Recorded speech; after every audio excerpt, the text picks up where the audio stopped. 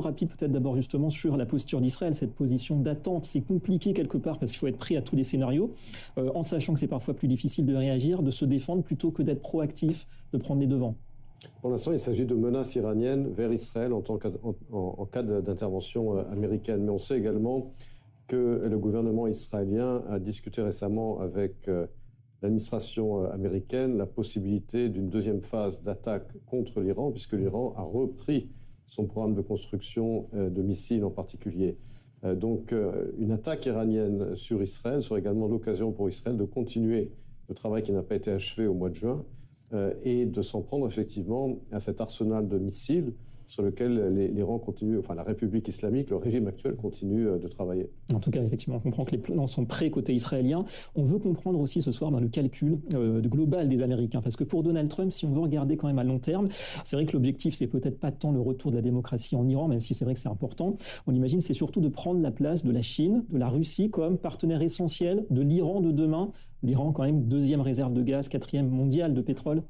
C'est clair que pour Donald Trump, comme vous l'avez rappelé, il voit ça en termes de concurrence avec, en particulier la Chine, beaucoup plus qu'avec la Russie, puisque c'est la Chine qui est plus une grande puissance que la Russie.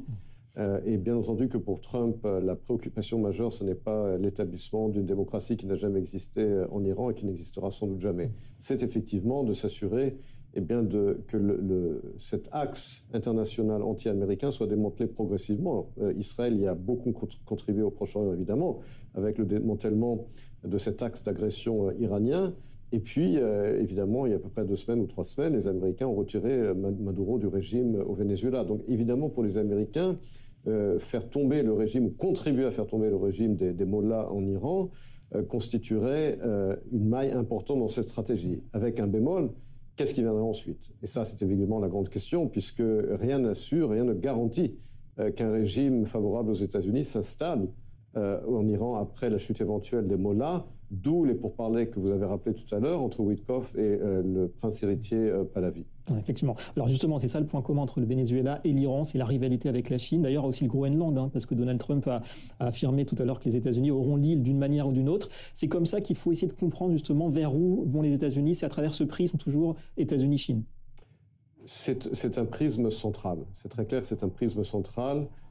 Pour Donald Trump, d'ailleurs, la façon dont la capture de Maduro a été perçue en Chine et en Russie, c'est une humiliation pour la Chine, puisque les États-Unis ont mené cette opération d'une main de maître et ont retiré à la Chine un pion très important en Amérique latine. C'est clair que pour Trump, la grille de lecture, elle est essentiellement la concurrence avec la Chine, le fait que la Chine menace de détrôner les États-Unis comme première puissance mondiale.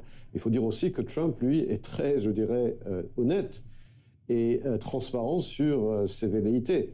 C'est-à-dire qu'il parle très ouvertement de l'intérêt des États-Unis et n'essaie pas, contrairement à certains de ses prédécesseurs, de masquer cela derrière une volonté américaine de faire progresser la démocratie et les droits de l'homme dans le monde. Trump est très transparent sur ses calculs.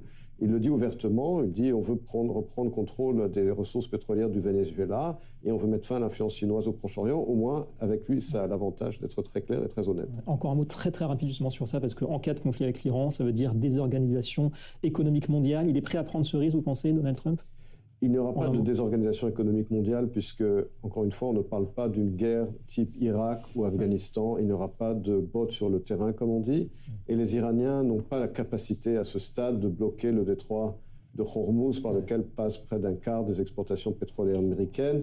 Donc à ce stade, je ne pense pas qu'il y aura des effets profonds sur l'économie internationale. D'ailleurs, on l'a bien vu avec les autres interventions militaires contre l'Iran au mois de juin. Il n'y a pas eu de catastrophe. Donc ça va dans le sens d'une intervention. Ça va dans le sens d'une intervention ciblée. Et encore une fois, les menaces iraniennes de bloquer le détroit d'Hormuz ne sont tout simplement pas crédibles. Effectivement, de moins en moins aujourd'hui. Merci beaucoup, professeur Emmanuel Navon. Merci.